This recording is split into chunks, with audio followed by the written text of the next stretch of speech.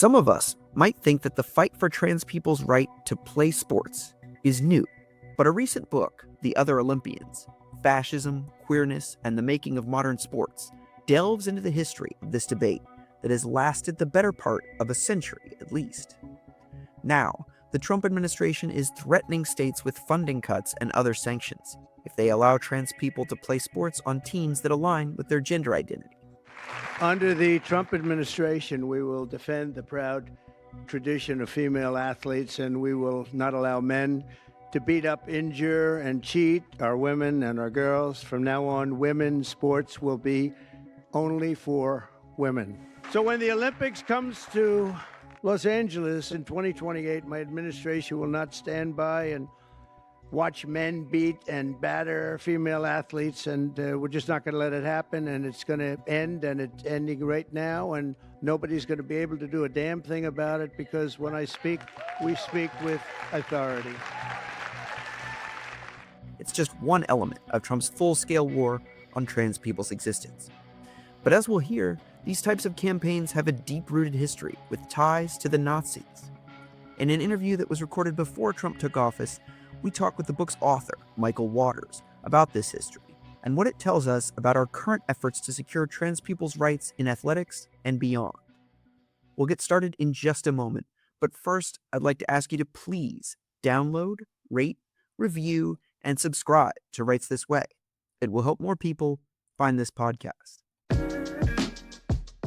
Welcome to Rights This Way, a podcast from the New York Civil Liberties Union, the ACLU of New York State. I'm Simon McCormick, senior staff writer at the NYCLU, and your host for this podcast, which is focused on the civil rights and liberties issues that impact New Yorkers most.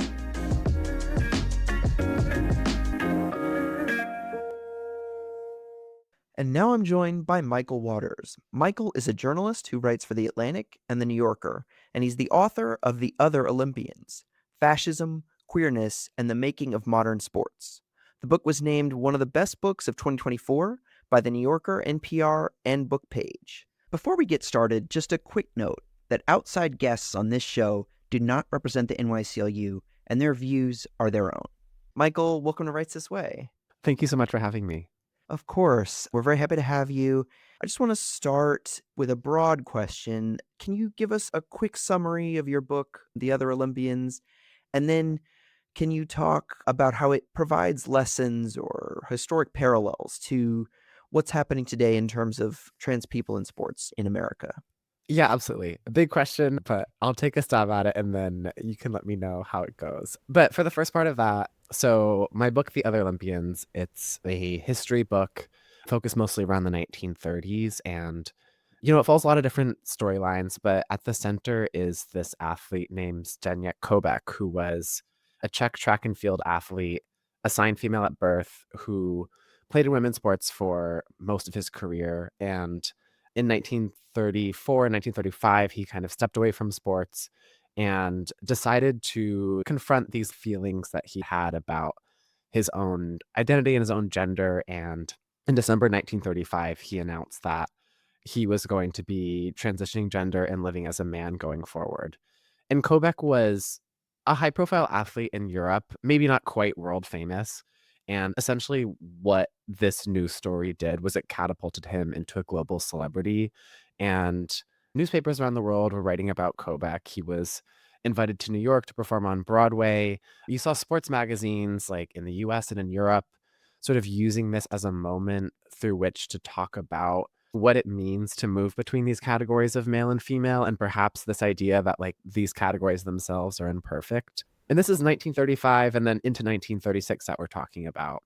And so the book is really centered on Koubek's story in his own life and journey. And then a separate part of the book is that weirdly in response to Koubek and then some other things, you see in 1936, so right after Koubek transitions gender, you see these first policies to regulate who gets to play in women's sports at the Olympics are passed. And they're passed, as I'm sure we'll get to, sort of in part because of the efforts of different Nazi sports officials. The 1936 Olympics were hosted in Berlin in Nazi Germany. And so the influence of the Nazis was very much present. So in 1936, you see this first policy focused on track and field sports that limited essentially like which women could compete in women's sports and created this like protest rule where an athlete who had any like suspicions about another woman who was competing could force her to be medically examined and potentially disqualified. And that was the origin. This one small policy in 1936 that would eventually balloon into sex testing that occurred across the Olympics by the Cold War, and really this decades long battle to regulate and, in many cases, just keep out certain women from women's sports. We obviously see that in many ways happening today at the Olympics. But to get back to the second part of your question, I mean, there are different kinds of connections that you can make between the book and the present. I think one thing that's always on my mind is having written about Kobek's transition, about this sort of early reaction to him from the public, which was actually quite positive and curious. You know, the journalists who wrote about Kobek in 1935 and 1936, they didn't use the language that we would maybe use to describe him today. Like, they got his pronouns confused. They kind of used every different pronoun for him. They didn't really seem to know what they were doing. But there was this real sense of curiosity and this desire to understand and this openness to the possibility that, like, these categories of male and female maybe weren't so perfect or they weren't quite as stable as people had previously thought. On one hand, you see in the history like this alternate possibility where perhaps we didn't go down this decades long path of regulating sports, trying to surveil women's sports and keep out certain people from sports. And really just we didn't have to go down this like long obsession. I also think when we talk about today specifically, there's parts of what's happening today that's just so beyond the scope of what I even wrote about in this book. Really now what we're seeing in the US is that these same ideas about banning certain women from sports are being so decontextualized, taken from elite sports like the Olympics and then applied to just all school sports, to like trans girls as young as kindergarten. The ways in which, like, by normalizing this idea that we can cleave people into binary categories and say that certain women are not allowed to compete in sports at the Olympics, my perspective is it has nothing to do with sports, and it really is just about justifying taking away people's rights, trans girls' rights in particular. You see this 80-year history of sex testing at the Olympics and this debate over sex testing, and now that same system is being weaponized against kids, and to me, that is quite horrifying. Yes, and so you mentioned something that I think is true, that on one level, this isn't about sports, and that, as you said, it's about taking away people's rights. But why do you think sports has been such fertile terrain for the anti-trans movement? In other words, it seems like sports are an entry point for convincing people to back anti-trans policies and, as you said, to take away people's rights. Why do you think that is? Yeah, I mean, I'm always wrestling with that question. I'm not sure I fully resolved it myself. I do think there's an element here of somehow we have clung to this idea of sports as being meritocratic. And by that, I mean, there are all kinds of hidden advantages in sports. If you think about people's body types, you know, like you don't have very many short basketball players. If you look at many elite athletes like Michael Phelps, he has a wingspan that's far out of proportion with his body, and that's also perfect for being like a fantastic swimmer. So when you think about elite athletes, just even in terms of their body types, like there are certain body types that make you better for certain kinds of sports. And then you also have these advantages like class. A great way to ensure that you're going to be a good athlete is if you have a parent who can afford to pay for private lessons for you and to get you into different sorts of private clubs. And I think that's all sort of like a baked in part of how sports and school sports functions that we don't really talk about. And there still really is this fundamental idea that, like, well, sports are a pure meritocracy. And so I do think part of what's happening here is that there are so many different kinds of advantage and disadvantage at play. And the fact that there is this fixation on trans athletes in particular is just intentionally misleading. But I think if you are someone who comes into watching sports assuming that it's a meritocracy, perhaps that argument is more effective in convincing you. But ultimately, I just do think that the right has identified this as an issue that makes it effective as a way to justify just like wholesale stripping rights from trans people and especially trans women and girls. This really is not about sports at all, as we've been saying. You see these sports bans used as the lead in to then strip away healthcare access from trans kids. And then also to create these laws that create this weird conservative definition of what it means to be male or female.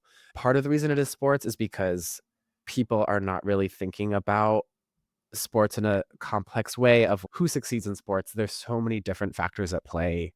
This is not a level playing field, and it's really easy for someone who is already inclined towards transphobia to just fixate on trans athletes, which is silly and again unproven that there's any kind of advantage in the first place. But it really could have been anything. What we need to be doing is defending this issue and really just not giving it up, because I think that this is really the first step to take away rights en masse. The conversation is always, is it fair for a trans woman to compete in women's sports? And it's never, is it fair to tell them they can't compete? And I think that we have to do some rhetorical framing of it's not fair to discriminate against people in sports like this and shift the lens of the conversation that's happening. Yeah, and you mentioned that this is broadly part of a right-wing attack, and nothing says right-wing quite like Nazis. And much of the story in the book takes place during the reign of the Nazis, as you mentioned. And you write that, quote, some estimates suggest the Nazis arrested as many as 100,000 quote unquote homosexuals. Many LGBTQ people were put in concentration camps. Can you talk about the way LGBTQ people were treated in Nazi Germany?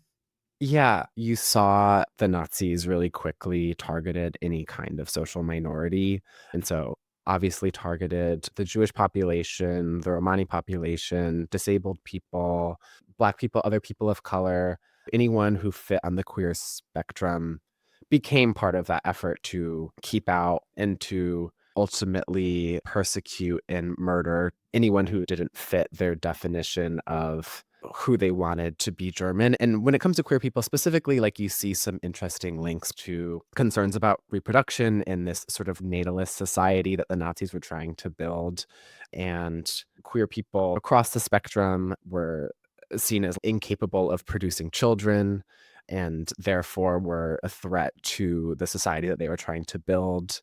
And ultimately, gay people, trans people across the gender spectrum were arrested and killed during the reign of the Nazis. And you really see just this violent pushback against them across the whole country. So you mentioned Kobek. I just want to circle back to him for a second. Can you give us some quick background on who he was and how his experience connects to transphobia and sports today? Yeah, so Kobek is from Czechoslovakia. He was actually born before it was incorporated as a country before World War One. He was this working class kid. He worked at a clothing store for a period of time and kind of stumbled into the world of sports. He was initially skeptical. He didn't really see the point in playing sports. He thought it was silly to watch people run around the track like a wonderful queer tradition. He was kind of a hater. Based a lot of what I wrote about him on this series of personal essays that he wrote in 1936 about his life. So a lot of the book is based on his own voice and this really incredible document in which he narrated his own life. Throughout the book, you see, yeah, he was kind of a hater. He was kind of dishy, eventually decides that he wants to try it and then becomes obsessed. And his main event becomes the 800-meter dash.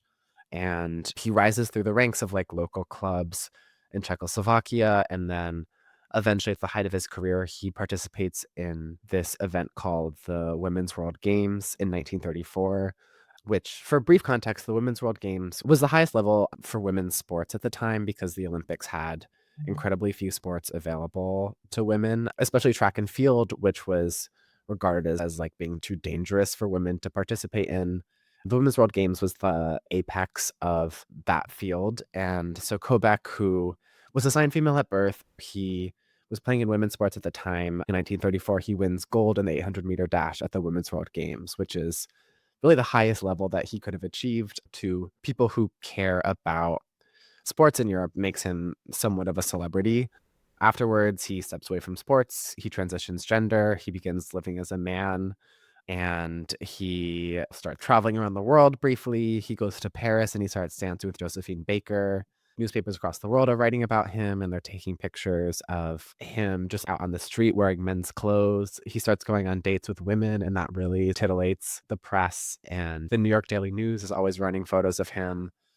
And so that's one end of the public reaction to Kobach is there's a sense of real curiosity about him and what it means to move between these categories. And then what you see on the flip side is that there's this really small group of sports officials who see Kobach's transition as some kind of threat. And so there's this one doctor in particular, Wilhelm Noll, who is himself a Nazi. He's also very high up as a sports doctor. He's head of this group of international sports doctors that advise the Olympics and other major sports bodies.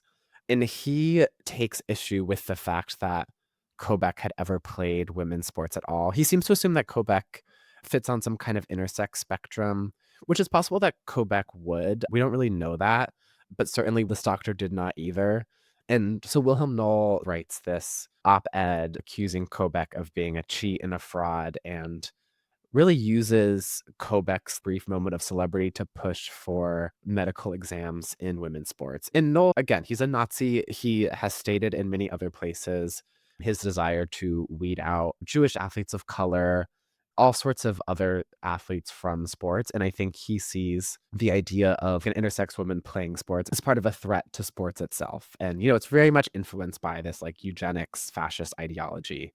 And so you see two threads in response to Kobach where the general public is really fascinated by him. And I think it's hard to find glimmers of queer community in the 1930s. So magazines where you saw people talking about how like they were inspired by Kobach's own story and asking editors about like how they too could undergo surgery the way that Kobach had, like essentially people who probably would fit on a trans spectrum today in 1936 reading about Kobach and seeing themselves in him and wanting to get that same healthcare access that he had.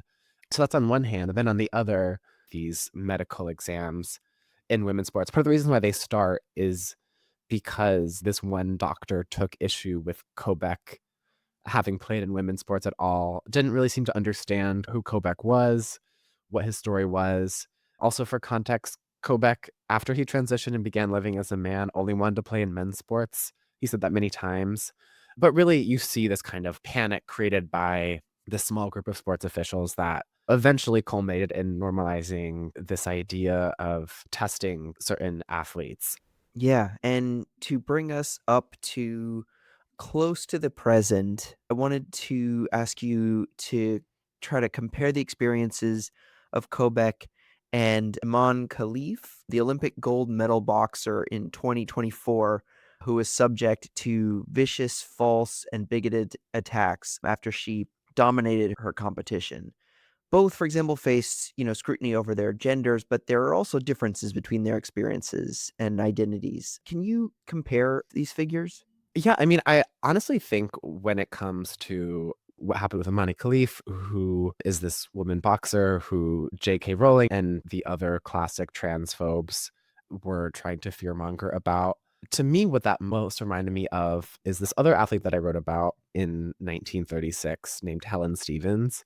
And so Helen Stevens was this really high profile American athlete in the 1930s. After Jesse Owens, she was probably like our most famous athlete to go to the Berlin Olympics.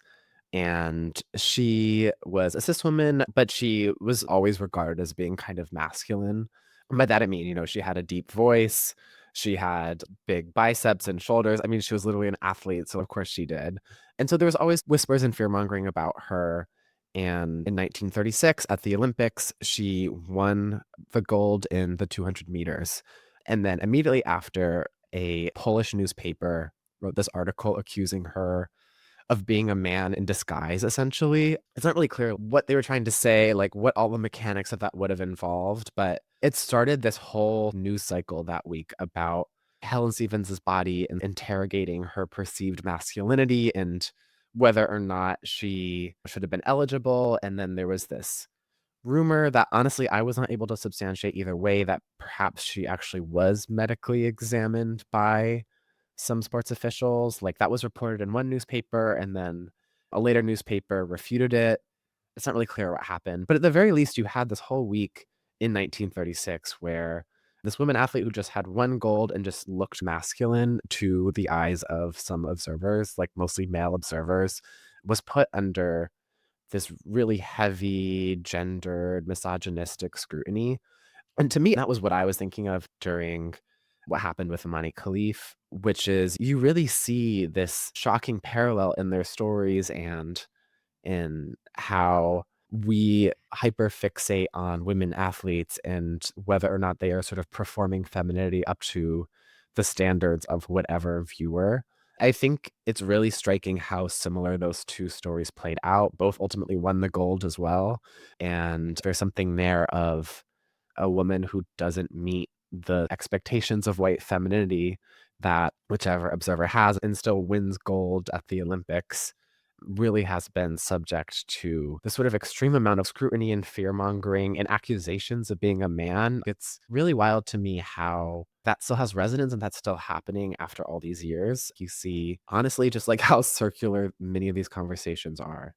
Yeah, totally. And going back to the Nazi doctor William Knoll, you note that just before the 1936 Olympics in Berlin, he requests that all female participants should have their gender, quote unquote, checked beforehand by a, quote, specifically commissioned doctor. But as you also note that the difficulties of such checks, does he want to check for muscle mass? Is being too tall disqualifying? Is facial hair disqualifying? Or is it just about, genitalia? Can you talk about, and you've touched on this, but can you talk about all of this and how it relates to similar concerns today? Yeah, so Wilhelm Knoll really is responsible in a lot of ways for the first sex testing policy, which was passed by the federation that governs track and field sports. As like a tiny bit of context, the Olympics is this overarching organization, and then below it, you have different sports federations that govern different sports. So there's one for track and field, there's one for swimming, et cetera, et cetera. And so in 1936, the full Olympics did not pass a sex testing policy, but the track and field federation did. And that's because Wilhelm Knoll, after reading about Kobeck's story, began to agitate for the different sports federations to require medical exams of women athletes. And he wrote letters to every single federation, he said. And actually, all of them ignored him except for one, the Track and Field Federation. What is really striking to me when you read Knoll's writing, first of all, it's so steeped in eugenics, and there is this paranoia and illogic to it that I think can really only come from someone who is so steeped in eugenics like that. But he has this idea of instituting medical exams, which were literally just strip tests of women athletes in order to weed out certain people he did not think fit the definition of women. But he refused to actually outline what that meant, who was a woman to him and who was not a woman to him. As listeners may or may not know, even when we're just talking about biological sex, there's no single trait that is determinative of sex. Like what we call sex is the result of this multiplicity of factors that are kind of in conversation with each other. And so there's no way to cleave people into a binary of male or female, even just based on their body. The human body is a spectrum. Noel, as a doctor, certainly should have known that, but he made no effort to actually explain or articulate who was a woman in his eyes and who was not. And I think this is really important, actually, because I think it really sets up understanding what the sex testing policy at the Olympics would be for the coming decades, which was, it often changed. The metrics they used to decide who gets to be a woman and who doesn't changed a lot. So at first they would do these strip tests, seemingly looking to inspect genitalia. Eventually, because that was so degrading and again inaccurate and just really not clear what they're looking for, they switched to these chromosome-based tests, which also were quite discriminatory and didn't take into account the fact that lots of women who might identify as cis, for instance, have just like a multiplicity of chromosomes or don't just have XX chromosomes. The human body, again, it's a spectrum. Things are really complicated. And later they switched to these more hormone-based tests. And now today we have this mixture of tests depending on the sports federation. Yeah, I think my next question is just that, like, what do you think it is about the worldview of Nazis and European fascists that make them so obsessed with these sorts of gender checks? and their rigid, but as you've described, still poorly defined definition of who is a woman, who is a girl. Yeah, I mean, I think the fact that so many of these policies, especially in the 1930s when they were first passed, are so vaguely worded. I mean, it allows for sports officials to have a lot of control over who they actually decide to disqualify. If you don't actually outline what the definition of woman to you is, if you don't actually outline who gets to compete and who doesn't, and then you leave it up to this policy of, well, we'll know it when we see it, that gives the sports officials a lot of leeway to disqualify whoever they felt like disqualifying. And I do think that was really part of the point. And I think some really important context that we haven't talked about yet is that throughout the early 20th century, there were very few sports for women that were available at the Olympics, and there was tons and tons of fear mongering about women's ability to compete, tons of fear mongering about, well, like, would running track endanger the reproductive system, endanger their health? These fears were also often racialized because a lot of sources of this anxiety were women of color or were sports where women of color and poor women could compete versus a sport like tennis, which at the time, you had to be a member of a club. And so it was often like white upper middle class women who were competing. But anyway, there was lots of fear mongering about women's sports, and the Olympics was really entirely run by male sports officials, many of whom had no respect for women athletes and didn't want them to compete at all. If you read the writing of the founder of the Olympics, Pierre de Coubertin, or really any of these sports officials, they're often complaining about how women athletes look when they are competing. They don't like the look of certain athletes. They think women athletes are too masculine, et cetera, et cetera. By creating such vague policies, they are giving themselves the power to dismiss whoever they feel like it. It really gave them a lot of power to control just like who got to compete in the first place. Yeah. And as we kind of start to wrap up, I'm curious what you think about, as we talked about, the book covers a lot of the period under the Nazis, but it wraps up roughly in the 1980s.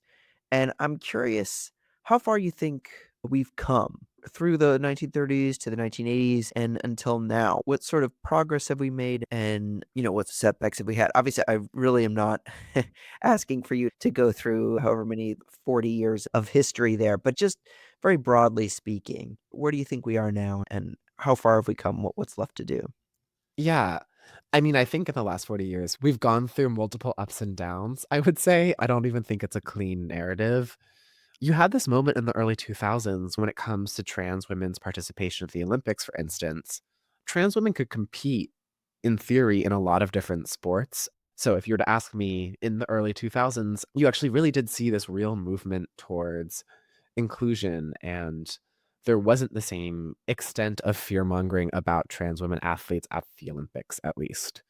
And I think what we've seen in the last 10 years, and especially the last couple of years, is just a really gradual rollback of all of that. And I think we're in a moment, once again, where we are seeing fewer and fewer pathways for women who fit on the intersex spectrum, and then almost no pathway for trans women to compete in a lot of different Olympic sports. And when it comes to the elite level of sports, we are seeing this conservative backlash to what was once an era of slightly more inclusive policies. When you're looking outside of elite sports at school sports, you are seeing a really intense backlash. I think that's really the thing about queer history, is that it's really easy to tell it as a linear story of progress. And I think the reality, as we're probably seeing today, is much messier. And I think when you even look through the past, like, I would not have expected the 1930s for there to be sports magazines that were writing about how male and female are complicated categories and how there are sometimes people who don't really fit either. And so you see glimmers of real queer potential in the archives, and we are unfortunately just in a really big backlash moment. And I think sports has become an area of fixation to really lead that backlash, but I think it's really about much more, and it's really about just more fundamentally stripping away healthcare rights, other rights. It often is not as much about sports as people who are focused on talking about women's sports, and it is just about justifying and isolating the trans community from everyone else. And that's not to say that we haven't made any progress. I think there are many hopeful signs, and I am ultimately a hopeful person. And I think it's very possible to get back there. but it is not quite a linear story either way. Absolutely. And Michael, just as my last question, to try to end on a hopeful note, one thing I would say is like New York, for example, is in a better place than many other places. We do have the Gender Identity and Expression Act that does explicitly protect people who are trans people are allowed to compete on sports teams that reflect their identity. Obviously, that is challenged, right? In Nassau County, there's an order barring trans women and girls from competing in women's and girls sports. But I do think that there are certain parts of the country, including New York, that are further along in this and that can stand as like a bulwark as even as we hit this tide. And that's not to say that there isn't a tide in New York as well. I certainly would say that there are, but that there is a backlash against trans people in New York. We're not immune to that for sure. But there are places that can kind of hopefully are better positioned to hold the line. And then from there, then we can go on offense. Can you talk about some of those helpful signs or things you think that could point us towards getting out of this backlash and towards progress? Yeah, for sure. I mean, I'm a big proponent of collective action and showing up for things. And I don't know, I think I've drawn hope in recent weeks just from showing up to some of the protests that have been happening, especially I went to one last night focused on protecting trans kids' access to healthcare. And I do think that we live in such a difficult moment. I think you are seeing this real collective organizing around these topics, around healthcare access, around access to sports. There is a groundswell that is happening, and you are seeing at local levels, you do see, like in states like New York, protections enshrined for trans kids, for people's access to sports. And I think those are really hopeful signs. And I mean, ultimately, I do think it comes out of collective action, and we can't give in on any of these issues. I think it's really easy to say, well, there aren't that many trans kids playing in sports in the first place, which maybe is true, but I think it doesn't matter. And I think that you sort of have to fight every battle. And I've been really heartened seeing people take to the streets and show up for trans kids and take these issues really seriously and these attacks really seriously, because they are very serious and because they are the beginning of much more. I personally draw the most hope from being in community with people like that. It did feel like a collective really was showing up. Yeah, absolutely. Well, thank you, Michael. I think that is a great place to leave it. The book is The Other Olympians, and we've been talking with Michael Waters. Michael, thank you so much for coming on Rights This Way. Yeah, thank you for having me. Thank you for listening. You can find out more about everything we talked about today by visiting NYCLU.org. And you can follow us at NYCLU on Instagram, Twitter, and Facebook. If you have questions or comments about Rights This Way, you can email us at podcast@nyclu.org. Until next time, I'm Simon McCormack. Thank you for fighting for a fair New York.